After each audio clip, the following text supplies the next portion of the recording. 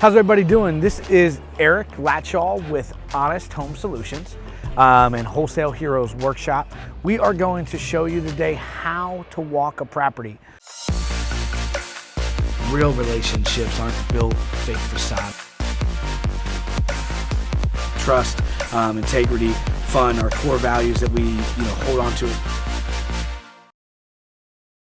First and foremost, I would suggest that you get together with a contractor so that you know your numbers. Put together a worksheet of what everything costs so that when you walk a property, you can use this worksheet to write down what your costs are as you walk through. So the first thing I would say is that you need to start on the exterior of the house. This is where you show up to the property. You're going to make a decision on what things you need to do. Obviously, landscaping is something you need to think about. Exterior doors, demo, trash, you're going to have that with every property. Those are things you should write in right away. But then you have gutters. You can see on the property, these are old iron gutters, and you got to check the downspouts, the gutters, the roof, the soffit, anything like that could cost you money. And then you come to your sheet and you write it down. So you want to start inside, outside in. And if there's a fence, this is a good vinyl fence over here that you can see. This is in pretty good shape, but to get around it, you have a lot of overgrown bushes. You have a large tree in the front yard here that would need to come down, as that just takes up so much of the house and doesn't give a good street presence. So just things that you need to do. I would encourage you to walk around the property and just look at things that need to be done. Now, this yard is a great big yard, but check out the chimney. Make sure that, if there's any repointing that would need to be done. You have, ivy growing up the side here that you can see. That stuff should all be taken off the home unless, that's a style that you're looking to have. Power washing the patio out back here. Windows in the garage. Checking out, if you need to put a new exterior door on. That part of the fence down there looks a little bit worn out. So is that some fence repair that we would need to do? The roof on the garage looks a little bit worn down. You need to power wash the vinyl there if you're going to keep it. Lots of different things. Now, this is a great patio, great to hang out. This is an awesome property, but it's all worn. There's grass growing in between it. You have to do a good job power washing this off and making sure that you have those costs involved. And then here's another thing you need to see. See the neighbor's house there? The neighbor's property there, has lots of work that needs to be done. The porch in the back, exterior wise, up there at the top, old windows, just a lot of things that need to be addressed. Now, does that affect your property? So you need to think about that when you put an ARV together, the adjusted retail value, to make sure that, does that in this area, is it going to affect your resale? And if so, a property like that, maybe it's vacant. Maybe you can buy both properties. So that's always an option. Now, if you do this while you're with the seller, when you're walking through their property, you need to be pretty accurate. I round a little bit more when I'm with the seller, but I have exact numbers here. So I can break this down to, within usually about $100 to a couple $100 would be the goal. So we've walked the outside of the property. Now we need to walk inside. It looks like we have some water spots. Does that mean, there's some water damage coming from the roof? Do we need a new roof coming over top of the porch here? Do we want to just open up the porch and unenclose it? Things like that, there's always a number for them, but you want to start from the very first minute you walk in the property.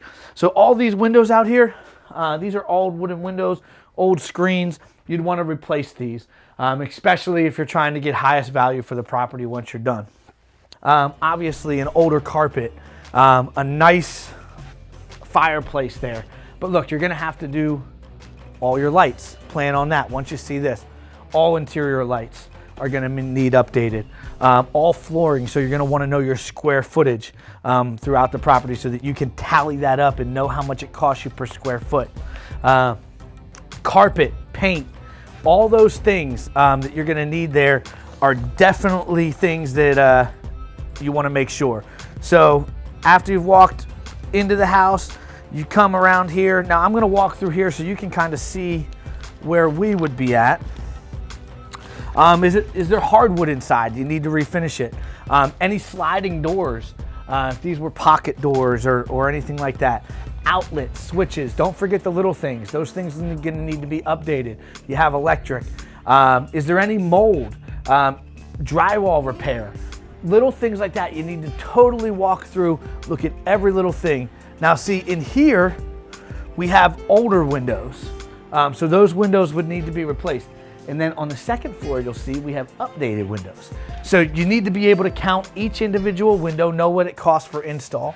Then you have the kitchen, countertops, cabinets, flooring, appliances. All those things have a number to them. They have a cost. Lighting, you know, what do you want to do in the kitchen? You need to plan that out. Do you need to rearrange walls? Do you want to open anything up? All those things need to be accounted for while you do your walkthrough. Take a peek over here. You have a first floor bathroom. What do you want to do with this here? Do you want to keep it a full bath? Or do you want to just have a half bath, open up some space? It's a stand-up shower. Definitely needs some love. You're going to need a new vanity, new toilet. What type of surround do you want? New flooring. Make sure that there's heat in here. This is a new window. See, you have a vinyl window here. So you don't need to count that window as a replacement. Those are something you can do. So I'm a big fan of, after I do the first floor, I walk down and then I walk up. You can do it however you'd like to do it. Here we have, this is a newer water heater. And as I walk around, I'm looking at the corners. I'm looking at the walls, making sure that, you know, if you do see water down here, sometimes you'll see like little trails where the water came in and it goes to a drain. If you see that, that usually means there's some type of moisture, some type of water coming in somewhere. But so this is a newer water heater. You can tell it's been updated. So, you know, looks like that'll be good. Sometimes, I don't know if you can here, but a lot of times, we'll see. If you check these out a lot of times they'll have the day that they were put in. It'll say, maybe not the exact day, but it'll, you know, it would say February, you know, 2/2/20. Or whatever it may be. So if you see those on it, that's always an advantage. And again, if you see here, it looks like right here, you can see there is some water coming from somewhere because it drains. It kind of takes a path down through. You can almost see where the little river of water has ran over time. So, you know, for me, that's something you have to decide if in a city property like this, if it's something that you would like to address. And if you do, what are you going to need to do it? Are you going to, you know, can you just dry lock it, or do you need to put a water treatment system in the basement? All things you need to do. So then you can come over here, you check this furnace out. It is a newer furnace, you can tell. No, it's not as, I mean, it might be 10 years old, but it has new mechanicals. You can see it's been updated. Now this house does not have AC, so that's something you'd want to think about as well. It's not a brand new furnace, so you just have to figure out, do you want to keep the hot water, or would it be more advantageous to put in a furnace that's going to have AC? But, you know, then you're looking at a number. You have to account for all those things. All right, so we'd check out all the mechanicals. You'd go through here, you'd write down what you need to replace. You know, if you're not sure if you want to do water treatment, you'd want to, you know, write a question mark next to that, but definitely give a reminder here that that is something that you may have to do. Another reminder, while you're walking through, you want to count your interior doors. If you're going to replace your interior doors, you should have a number for each, how much it costs to replace each individual door. So here's a first bedroom. You would want to walk through here, look at, you know, paint and carpet, interior lights, all those things are very important. And the bedrooms are going to be pretty similar. This is an additional porch that they added on and enclosed on the second floor. You're going to need all new windows throughout here. Just making sure that this thing is sturdy. This is the old exterior of the house. So just making sure that the porch side of this has been done right and enclosed right, or if you're going to have to redo it. Redoing a deck is, you know, not cheap. If you want to change, like this is a smaller bedroom and there's no bathroom on this floor, so maybe you need to put in a whole bathroom up here. Maybe that's the goal. You want to have a bathroom on each floor. You need to account for that. You need to say, you know, possible third bed, bathroom on the 3rd floor. So you need to make sure that you account for what it costs for plumbing, electric. Do you want to have those windows in your bathroom? You know, all the little things as you think about the bathroom, flooring, or do you want to connect it to the bedroom? Just lots of different things. Smallest bedroom in the house, do you want to add a bathroom on the 3rd floor? Doors, flooring, lighting. Is there some moisture up here because this is falling down? Probably not in this case. But then over here, you see this little crack, and it does look a little wet. It's been raining. Get over here, touch.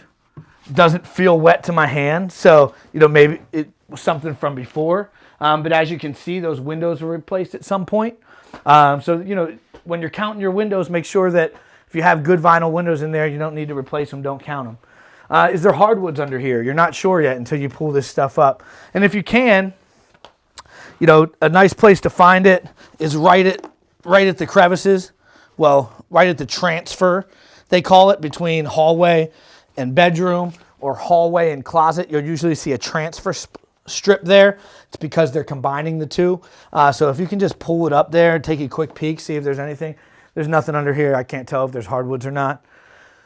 And then, you know, you have another bedroom up here. But this bedroom has a pretty small closet there, but has some over there. Do you want to make a walk-in closet, or do you want to connect it to the bathroom if you're going to add a bathroom up here? All options that you have, but you have to plan that out as you walk through and account for it in your renovation cost. So then you have something like this. I always say look up. Ceiling's going to tell you a lot. Right here, this is soft and damp. It's not terrible. Oh, got a little in my eye. But this is like a soft and damp area. You can tell that with this rain, there is definitely some type of leak happening. I can't tell. It's just cold over there. But at some point, that water is coming in somewhere and kind of leaking down. This is the actual, you know, roof there behind there. So, you know, this is where you're going to see a lot of the water issues on the 3rd floor, especially if you have drywall or plaster up. It'll show you the water pretty easily. Now, if you walk into an attic, might be a little bit harder unless it's on the floors, but you can always check the roof. So another room where you'd want to flooring, windows, lighting, interior doors. Do you want to put in a closet? Do you want to put a hole through the wall? If you're going to put a bathroom over there, you know, just always options, but you need to go through your list step by step. You know, my list starts with the exterior, goes to the interior, then to mechanicals, kitchens, bathrooms, basement, all those different things that you have, and then, you know, attic insulation, those types of things. So, you know, every little thing you want to account for. So you want to make sure you walk through your property with a contractor so that you have their costs already written down. So this is how you walk a property, guys. If you have any questions about how to walk a property, or need a contractor to meet with you there, or just looking for what those costs look like on each occasion, don't hesitate to reach out to me. Again, Erik with Honest Home Solutions. This is Wholesale Heroes Workshop, and you know we want to get you as much information as possible. Thanks for joining me today on the walk around this property. Hopefully you can put this together so you can walk your own. Take care, guys.